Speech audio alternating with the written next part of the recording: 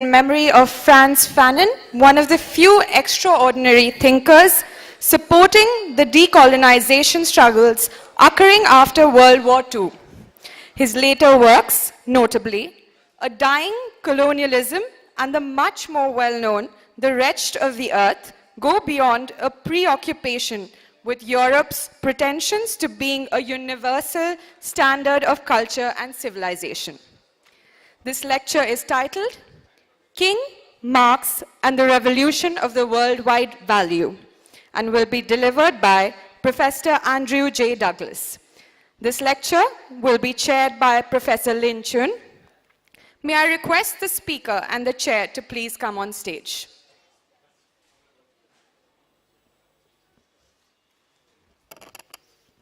Professor Lin was born in Beijing and studied and worked in northern China before taking a scholarship to pursue a doctorate at Cambridge University. She teaches at London School of Economics and publishes in both English and Chinese.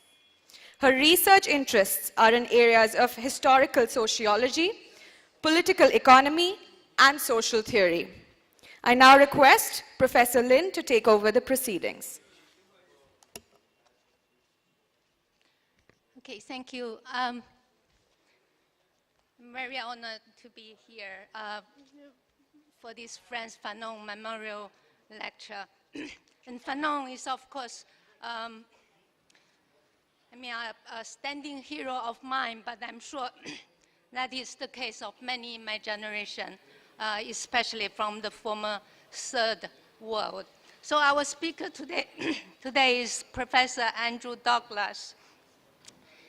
He teaches at Morehouse College in Atlanta, and he is the author of the book In the Spirit of Critique, Thinking Politically in the Dialectical Tradition, published in 2013. And he is currently finishing 2 new books. One is on W.E.B. Du Bois and the other on Martin Luther King. And again, the title of his lecture today is King, Marx, and the Revolution of Worldwide Value. Professor.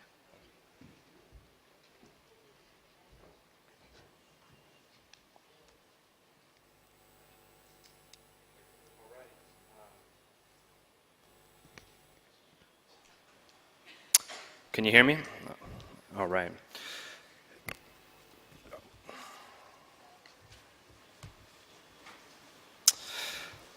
I want to start by thanking the administration, or the administrators and staff at ADRI, Audrey, as well as everyone else who has been involved in organizing this conference. This has really been exceptionally well done, so thank you all very much. As you know, there are several of us here from Morehouse College. Morehouse has a long tradition of ties to India. Yesterday, my colleague mentioned Martin Luther King's visit here in 1959, but there were others, including the theologian Howard Thurman, who came in 1935, and the former president of Morehouse College, Benjamin Mays, who visited in 1939. Like King, Thurman and Mays came to learn about Satyagraha, and those teachings had a tremendous impact on the making of the mid-century black freedom struggle in the United States. There was another Morehouse representative who came to India in the 50s, 58, 59, the professor, Robert Brisbane, who founded the department that I now teach in, and he came here to Patna. He taught for a year, 58, 59, at Patna University. I don't think we could describe Brisbane as a Marxist, but his signature course had to do with the modalities of political protest, and so I would like to think that he would approve of my presence here today. He passed away in the mid-90s. I am so grateful for this opportunity to be here in Patna, to participate in this conference in honor of Marx, and to deliver the Frantz Fanon Memorial Lecture. Marx and Fanon are great heroes of mine, and whose ideas are as urgent now as ever. Today I want to talk about another great hero of mine whose message is likewise urgent, and that is Martin Luther King Jr. King may be a curious choice for the Fanon Memorial Lecture. King famously committed his life to nonviolent protest. Fanon famously did not. But I think it's an injustice of sorts that the King-Fanon comparison typically begins and ends with the violence question. There are so many other fitting points of comparison between the two, including their attitudes toward Marxism and the critique of capitalism. Fanon said in 1961 that a Marxist analysis should always be stretched every time we have to do with the colonial problem.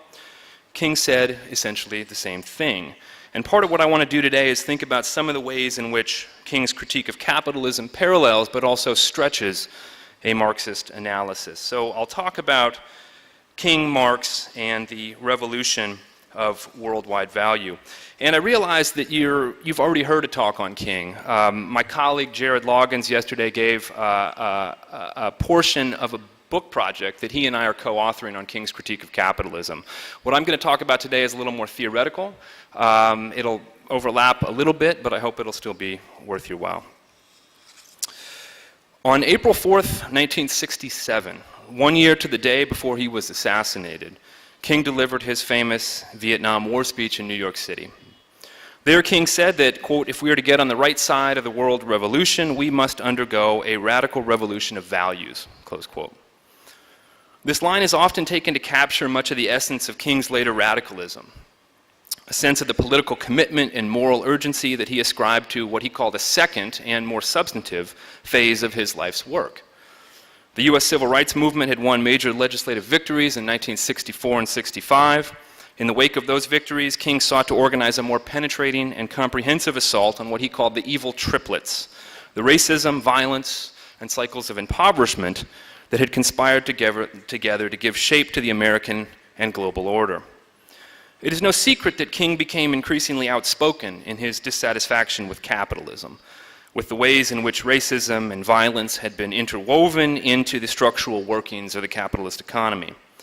But we still need a better understanding of the nature and legacy of King's mature critique of capitalism.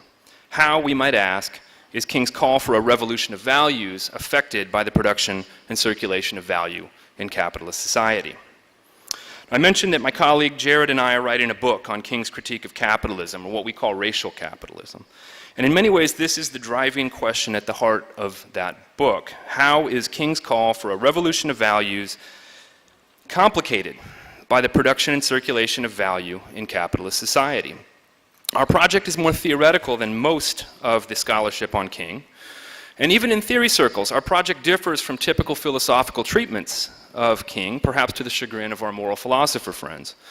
Scholars are beginning to pay more attention to King's economic analysis, including his socialist aspirations, his ideas about jobs programs and guaranteed income. But so often, King's name is mobilized in the service of arguments about how a set of moral considerations ought to drive a redistribution of wealth, as if the task at hand is a matter of moral suasion and political will. But it is not altogether clear that a collectively transformative moral concern is even possible in capitalist society.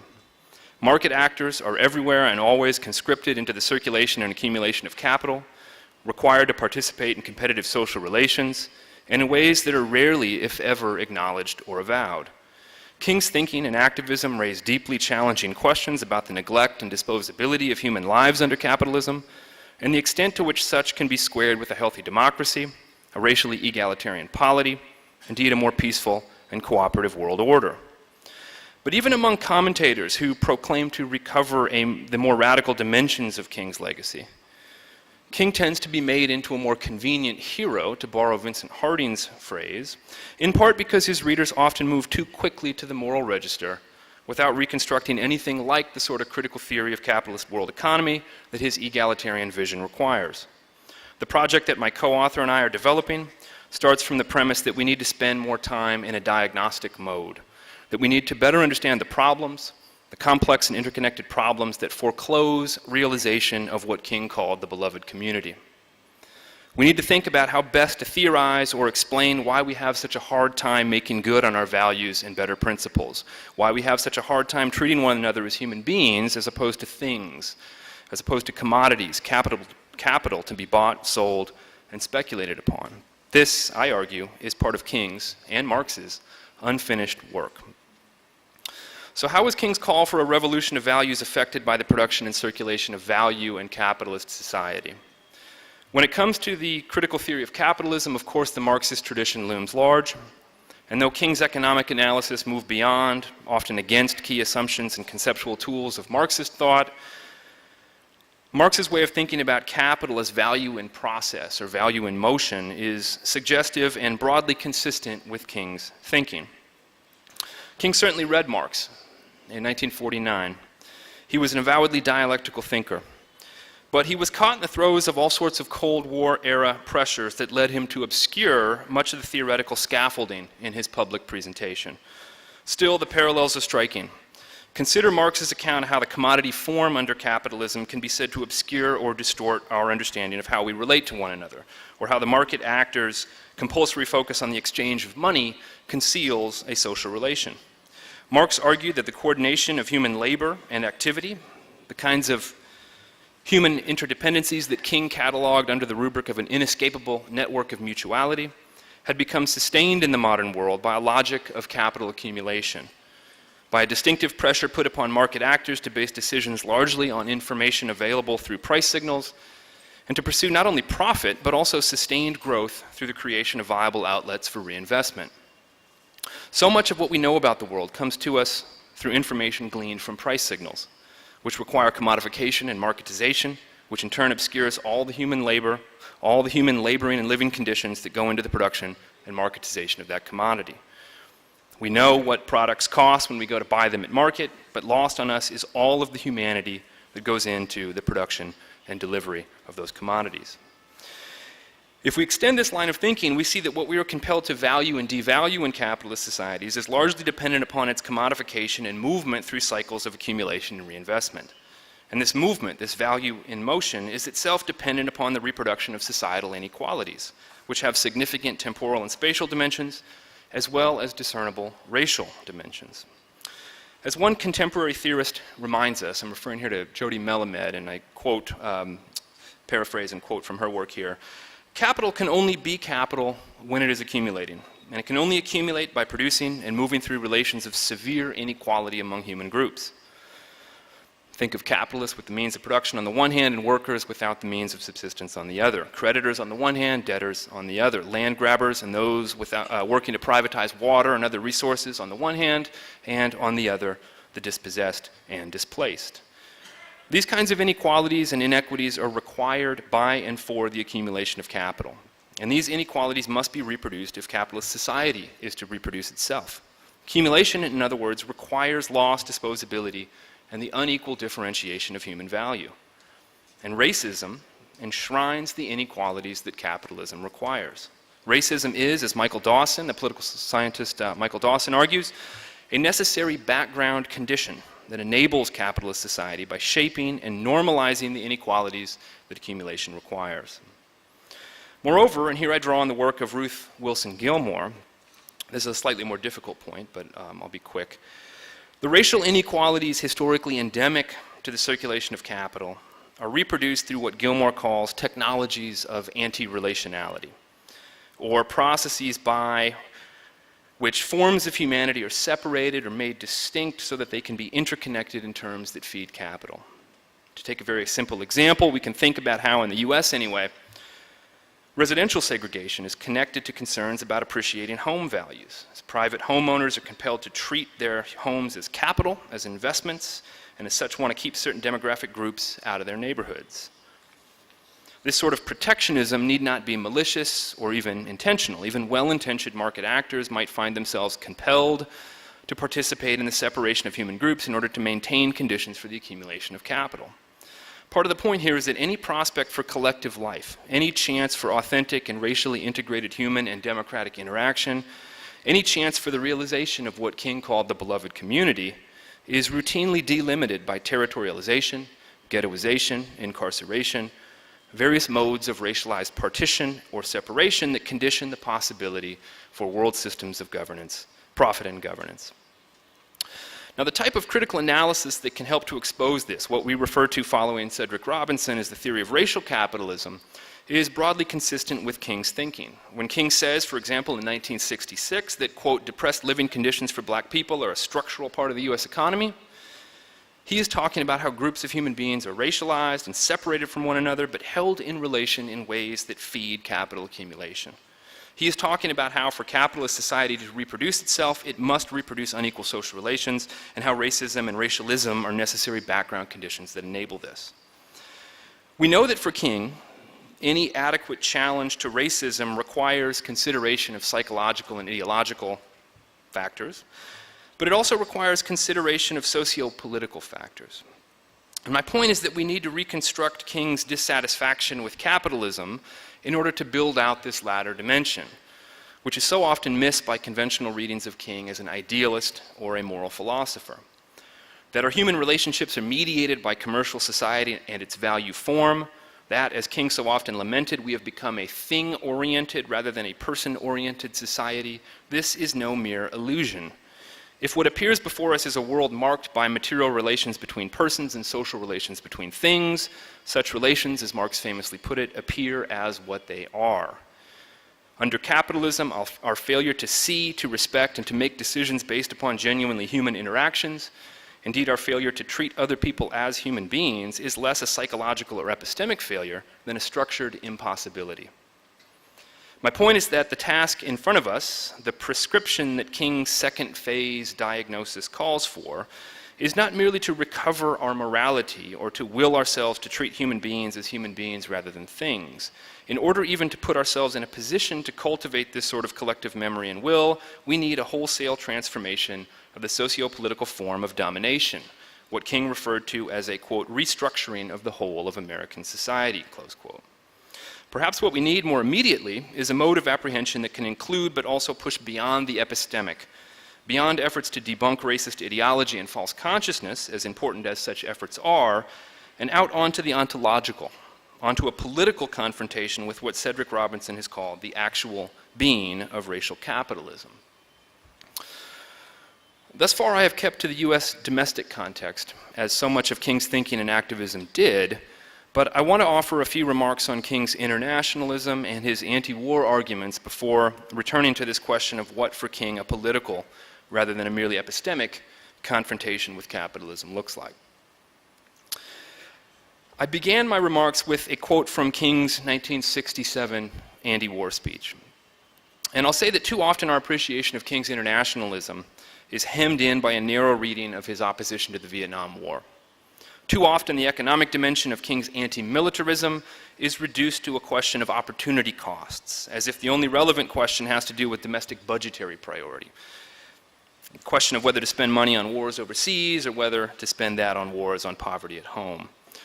But by 1967, King was clear that, and here I quote, the need to maintain social stability for our investments accounts for the counter-revolutionary action on the part of US armed forces, close quote.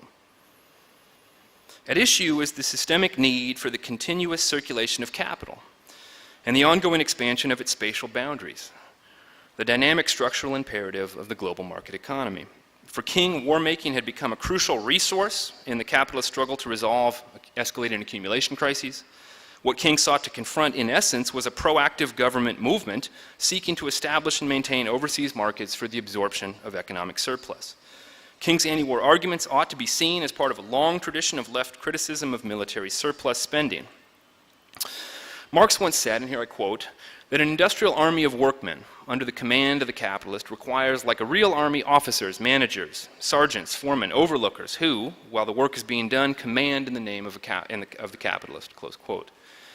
Now this military analogy that Marx used has been read to support the long-standing presumption that the silent compulsion of market relations would come to supplant more violent dispossession and expropriation of land and labor, that the naked violence that Marx read into capitalism's prehistory would over time take on a more covert modus operandi. But it is important to keep in mind that the privileged vantage of European radicalism has not always registered the real violence, racial or otherwise, that King and other 20th century black radicals have borne prophetic witness to. From the vantage of black labor and wageless life worldwide, there is and has been nothing analogous about the role of military discipline and management in the production and circulation of value. Capital accumulation requires real armies, commanding and supervising market relations on a global scale. And in this, racial domination plays an essential role.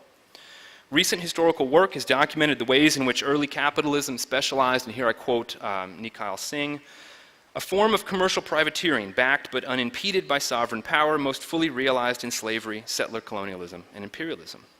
Certainly, as Singh reminds us, the conscription, criminalization, and disposability of poor, idle, and surplus labor, the historical process of forcibly divorcing producers from the means of production, that for Marx is essential, is capitalism's precondition. This has always relied upon racial differentiation as a directly violent yet also flexible and fungible mode of ascription. But, as Singh goes on to point out, there has been no period in which racial domination has not been woven into the management of capitalist society.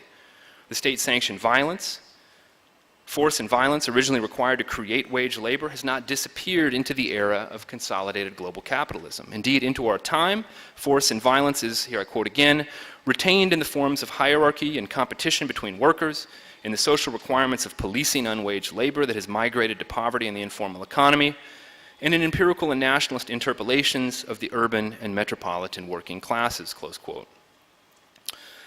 King spoke of expanded social and productive capacity under capitalism, population increase and improved living conditions, but he also underscored, as its dialectical underside, the production of human scrap, the disposability of living labor, the omnipresent threat of systematic annihilation of black people. Here we would do well to recall, quoting Singh again, that the constant violent dislocation of these two processes requires constant management in the form of police and military solutions, that is, directly coercive interventions. We would do well to keep in mind that capital accumulation spurs forms of moral, temporal, and spatial sequestration that become part of the framework of crisis management, through which the simultaneous production of growth and death can be viewed less as a contradiction than as a necessary dimension of historical progress. Close quote. It cannot be denied that in this, and to say it again, racial ascription and domination play an essential role. These sobering considerations can be read back into King's suspicion of global capitalism in richly generative ways. The imperial expansion of the capitalist value form has put more and more human beings in relation to one another in ways that feed the production and circulation of capital. As Samir Amin reminds us, far from progressively homogenizing economic conditions on a planetary scale, this historical process has produced racial inequality and uneven geographical development, a, quote, permanent asymmetry, in which is affirmed with violence still greater than that contemplated by Marx, the law of pauperization that is indissolubly linked to the logic of capital accumulation, close quote. This is precisely what has become of what King called the inescapable network of mutuality. What will remain of it, King feared, unless enough conscientious objectors step up to confront the war-making and imperial offensives that reproduce the conditions for the production and circulation of value worldwide. It is sometimes forgotten that King's anti-war arguments were carved against a burgeoning mid-century black internationalism, at a time when he found himself immersed in what one commentator has called the problem space of black power. This was a context in which a resurgence of Marxist thought in black political life helped enable a shift away from the discourse of inclusion and citizenship rights toward emphases on oppression and domination. It was also a context in which Pan-African commitments augured a renewed sense of global anti-capitalist solidarity. King's second phase, that is his work post-1965 or so, marked his reorientation toward criticism of structures of oppression and domination, certainly, and it could be argued that this context enabled his Pan-Africanism in compelling ways too.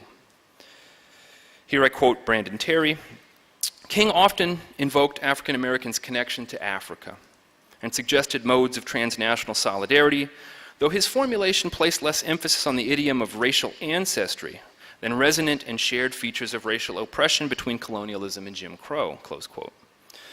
And in this way, King's internationalism hewed closer to the spirit of Bandung, the spirit of an anti-capitalist non-aligned movement born of a global Southern alliance, a resonant and shared experience of racial and colonial oppression. And it is telling that for King, the 1959 gathering in Bandung, spearheaded by 29 Asian and African delegations caught in the throes of anti-imperial struggle, was better understood for King as a popular movement than a national or bourgeois one. As King said in 1957, and here I quote, More than 1,300,000,000 of the colored peoples of the world have broken loose from colonialism and imperialism. They have broken loose from the Egypt of colonialism they assembled in Bandung some months ago. Nearly a decade later, in the anti-war speech with which I began my remarks, King again spoke of politics and of where we might go. He urged solidarity with grassroots struggles of various kinds. Quote, all over the globe, men are revolting against old systems of exploitation and oppression. And out of the wounds of a frail world, new systems of justice and equality are being born. The shirtless and barefoot people of this land are rising up as never before. The people who sat in darkness have seen a great light. It is incumbent upon all of us, he said, to support these revolutions, close quote. Within the US context, King was drawn to a burgeoning black youth movement that had begun its own revolution of values through indigenous confrontation with what Robinson called the actual being of racial capitalism. It was precisely, King said, when black youth in the US threw off, and here I quote, threw off their middle-class values that they made an historic social contribution, close quote. And it is perhaps worth noting that in the last year of his life especially, King was tempted to move out of his nonviolent comfort zone in an effort to grapple with modes of indigenous protest against the coming of the new phase of the capitalist economy, what critics refer to today as the neoliberal world order. Here, perhaps, King is beginning to reveal himself as a more fitting choice for the Frantz Fanon Memorial Lecture. I said that it's an injustice that the King-Fanon comparison usually begins and ends with the violent question, but indulge me for a minute on the violence question. It has been argued recently, and here I'm referring to the work of Joshua Clover and others, that the riot, rather than the traditional labor strike, is the mode of anti-capitalist protest that follows organically from the lived realities of a neoliberal phase of global capitalism, a moment marked by glaring coupling of surplus capital and surplus population, where the industrial labor strike, and here I quote from Clover, is a form of collective action that struggles to set the price of labor power and is unified by worker identity and unfolds in the context of production. Riot struggles to set prices in the market, is unified by shared dispossession, and unfolds in the context of consumption, close quote. The riot, Clover says, here's another quote, is a circulation struggle because both capital and its dispossessed have been driven to seek reproduction there. It is worth noting that King, in the last years of his life, became far more ambivalent about riotous protest than his sanitized legacy has been made to lead on. Though King never outwardly condoned the riot, he sought to understand and explain riotous protest as an indigenous reaction to circulation crises and the dispossession wrought by the racial capitalist edifice. Indeed, for King, the riot was an indigenous reaction on the part of a surplus population that had consumption needs but insufficient access to the wage. King drew a distinction, consistent with his humanism, between violence against people and violence against property. The latter, he said, is always the object of riotous violence and makes a degree of moral sense, insofar as property, the symbol of bourgeois values, is structurally prevented from serving the needs of vulnerable human beings, the needs of living persons. The relevant point, in any case, is that toward the end of his life, King appears to have anticipated the expansion of the racialized surplus population, as well as the inevitability of its modes of resistance. And if we dig into the presuppositions and implications of King's later thinking, as I have sought to do in this talk, and as we do in more detailed ways in the larger book project, we see how well King's mature reflections on political economy transcend their historical genesis. Today we're dealing with escalating inequality, worldwide growth crises, 4 decades of declines in the rate of growth in the rich countries. We're dealing with crises spawned by the turn to financialization in the same period, the need to pump more and more credit and thus introduce more and more debt into the system to maintain the circulation and accumulation of capital. Though King did not live through the accumulation crises of the 1970s and the neoliberal reforms of the 1980s, he anticipated so much of it. I will try to wrap up. Ultimately, what I'm suggesting is that we consider as an integral part of King's legacy, as a crucial part of King's unfinished work, and indeed as a crucial part of Marx's unfinished work, the question of how King's call for a revolution of values is complicated by the production and circulation of value in capitalist society. In his outward pronouncements, at least, King often projected an assurance that, to quote again from the 1967 anti-war speech, there is nothing except a tragic death wish to prevent us from reordering our priorities, close quote. But surely the obstacles are far more formidable than King let on, from ideological and fetishistic obfuscation to the emboldened interests of counter-revolution, Surely the obstacles are far more complex than King led on from that Morningside Heights pulpit. This, of course, King knew all too well. In the last years of his life especially, King battled privately through fits of depression, a recurring sense that he was chasing a fool's errand. Many in his inner circle, including veteran anti-capitalist soldiers such as Bayard Rustin, Stanley Levinson, sought to persuade King that the United States was just not ready for radical political economic restructuring. And yet King soldiered on. Part of what he gave us, in the last years especially, was the rudiments of a compelling and generative critical theory, a diagnostic account of racial capitalism. And this was no fool's errand. Perhaps now more than ever, King's critique can help to motivate incisive thinking about the obstacles that foreclose realization of a more just world, as well as the enduring activist legacy of the Black radical tradition. Thank you.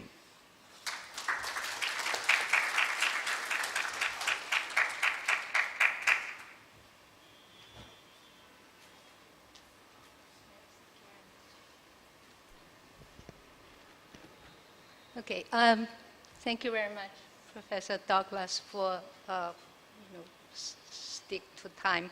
And he's a political theorist, so this is indeed a very important theoretical discussion of a black thinker, black politics and capitalism from the Marxist point of view. So I think we do have time, 10 minutes for discussion. Can we keep some? So Professor Desai first, and there are three over there in that row.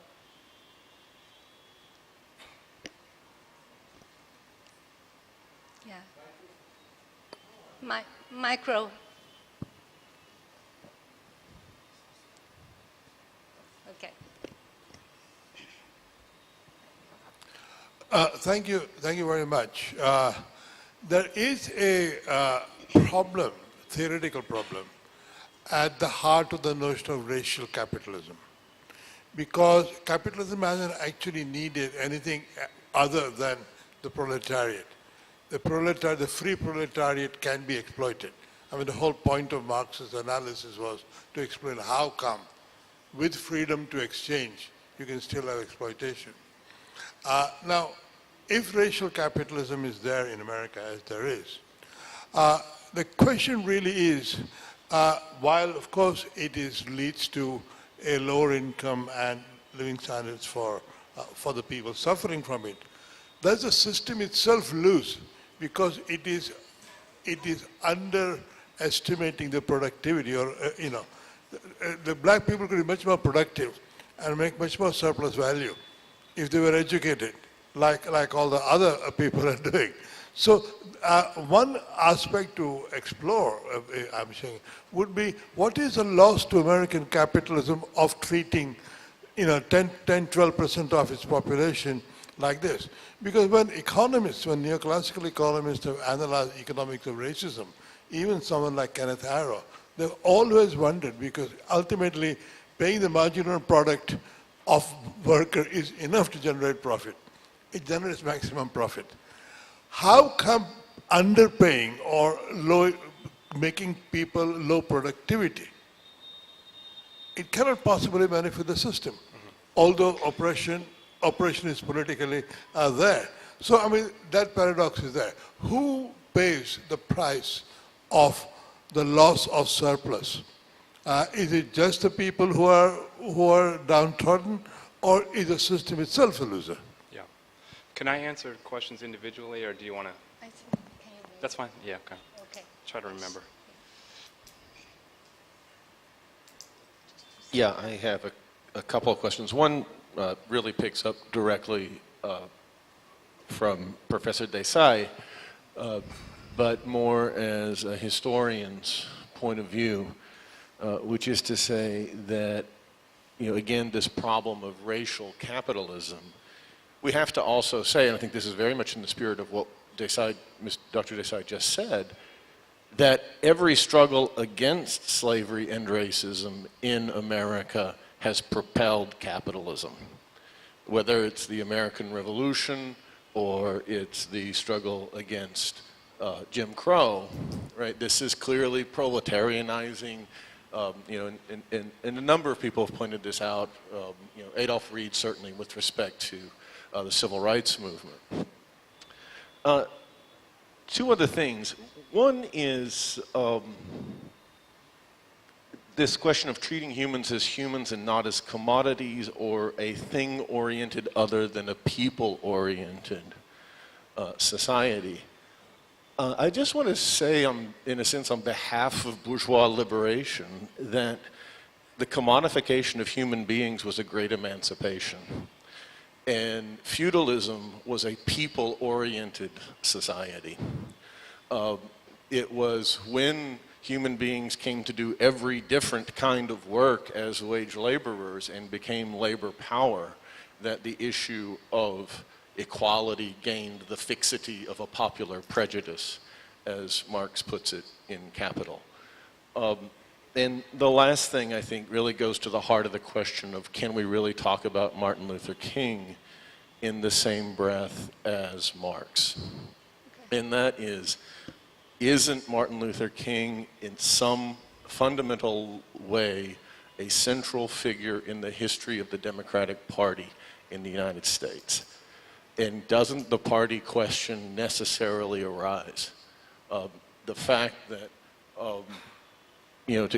to refer to Kipton's talk earlier, we're not talking here about socialist politics, right? We're talking about a key figure who led the civil rights movement into the Democratic Party, with however many reservations about that. And so in the quote that you begin with, are we going to get on the right side of the world revolution? That we sounds to me like the Democratic Party and the United States, and not the working class. And that's, I guess, a question of the actual political mediation of King's actions. I have next question. Hi, thanks for a fantastic paper. Learned a lot. I just have two questions. In terms of the revolution of values, how much do you think that was compromised by MLK's version of Christianity? And second of all, could you just say that again? I'm sorry. How do you think his talk or idea about the necessary revolution in values was sort of compromised by his Christian ideals? And the second one is, how does this all compare and link to the sort of community-based approach of the Black Panthers, or the early Black Panthers at the time? Okay. One last question. Yeah. Yes.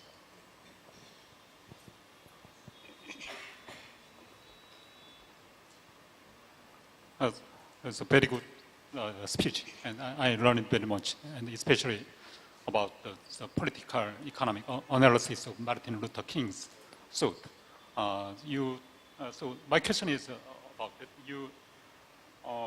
I'm wondering whether Martin Luther King specifically received the Suiji or Barron's theory of monopoly capitalism, because during your presentations, you said that you speak King, up. You said that King described military spending as an absorption of the economic surplus. So, as you know, the surplus is a very specific concept of Suiji or Barron's or monthly review school's concept. It's different from Marxian concept of surplus value. So when they conceptualized that word, they made it very clear that they are critical of Marxian theory of value or surplus value. So I just want to know that whether it is a kind of the euphemism or King really is accepted Suiji's or Barron's concept. Yeah. All right, thank you. Yeah. The answer to that one quickly is yes. So it's Sweezy, and it's the 1966 Monopoly Capital. There's no evidence that King read that book, but the way I'm thinking about his thinking about the role of military and imperialism creating markets abroad for the absorption of surplus is consistent with developments in later Marxism. Yeah. To Lord Desai's question, I wonder if we can think about it in the following way, that racism is ideological in the sense that it helps to normalize and legitimize inequalities such that working people are more likely to accept it rather than resist it, right? I mean, if you look at the history of race relations in the United States and the labor movement, the American labor movement has had a very difficult time trying to reconcile racial conflict and difference. Racism has been a very powerful tool in preventing the development of a more robust, unified, cross-racial working class consciousness. And so in some ways we might think of it as a kind of bargain. Capitalists might be able to extract more surplus value. Okay. Okay. Well, but if I understood your point, is that they might be able to do so if they embrace a more racially egalitarian labor force? Is that what you were getting at? The paradox Yeah. is that basically Marx tries very hard to show that with free labor, free to exchange, without racial discrimination, the capitalist extracts the maximum surplus value. Yeah. Now, if you have extra Yeah. sort of burdens, Yeah. what you're getting is a less productive worker. Right. Right. And that will hurt you because you could do more with a more productive worker. Right. So what I'm saying, racism, while it exists, it hurts both. Okay. But And my one task Yeah. of the critique of racist capitalism that perhaps you should undertake Yeah. is to demonstrate to the people who are oppressing that you are losing out on this. Yeah. And you know that would have been a much more stronger argument, in my view, although politically difficult. And so listen, this is neither worth you nor worth us. We could both gain together. You could get more profit, we could get more wages, and we can carry on. Now, okay, that is a neoliberal argument, a neoclassical, whatever it is. Yeah. But it is not therefore necessarily wrong. Yeah, yeah. So I'll just say to this that the theory of racial capitalism, and here I'm drawing on Cedric Robinson and others, right? This is not a Marxist theory. It is, I think the best way that I've thought to sort of summarize it is the way that Michael Dawson does, which is that racism serves as a kind of background condition that enables capital accumulation by structuring and legitimizing the inequalities that capitalism both reproduces and requires. But you know, capitalism has existed without racism in many, many countries. I mean, it's not necessary. Okay, but on a world scale, we've American never known capitalism without let racism. me put it this way. Yeah. Before the Civil War, North had no slavery, South had slavery. North was more productive than the South. There's no doubt about that. So slavery definitely was unproductive, right? Or less productive. Yeah. Now, when as it were, emancipation takes place, and of course it gets, turned into racism. Is it basically reproducing the old disadvantage of the South for the whole country, rather than benefiting? I'm putting this question because I think unless you put the obverse of what most people say and counter that, the whole notion of racist capitalism doesn't really have as much purchase as it should have. Because people will say, well, capitalism is possible without racism. So, so what, Yeah. I mean, we may have in UK the Welsh being treated much worse than the English, but that is not racism. That is, so I think you need to face that question because you're at the beginning of a very good program, and I think it's very necessary to face the difficult question at the outset. Okay. I'd like to keep talking with you afterwards if possible. Maybe I have time to try to address some of the other questions. On commodification, I think that for King, and this is probably not an adequate response in general, but in the context of thinking about King, I don't know that the historical question really matters. Right? He was someone who wrote a book called Where Do We Go From Here, the last book that he published in his life. Right? He was looking at a society that commodified human beings. And he was trying to think about how we move away from a society that he thought dehumanizes too many people by commodifying them. So regardless of the historical question about whether or not commodification in a historical sense reflects a certain degree of liberation, right? I think that for King, the question was, where do we go from here? On King and the Democratic Party, at the end of his life, he was really at odds with the Democratic Party. He was at odds with liberal democratic institutions in the United States, right? Much like Du Bois, he has this sort of trajectory in the development of his political life where he becomes increasingly disillusioned with liberalism. I think it's fairer to say that he was someone who regarded himself as fighting on behalf of working people. The last thing he did, or was preparing to do at the time of his assassination, was to organize a massive poor people's campaign. Recently, thanks to the work of Michael Honey and others, there's been an effort to recover King's engagement with labor. And if you look at his speeches to labor audiences, he reveals himself to be a pretty consistent ally of working people. I don't get the same sense that he's that ally to a party apparatus, but that's my reading. Yeah, we're out? Okay. We are running late, and well, I think we can continue the conversation over lunch. I'm really sorry about the interruption, but thank you all. Thank you, Professor Douglas.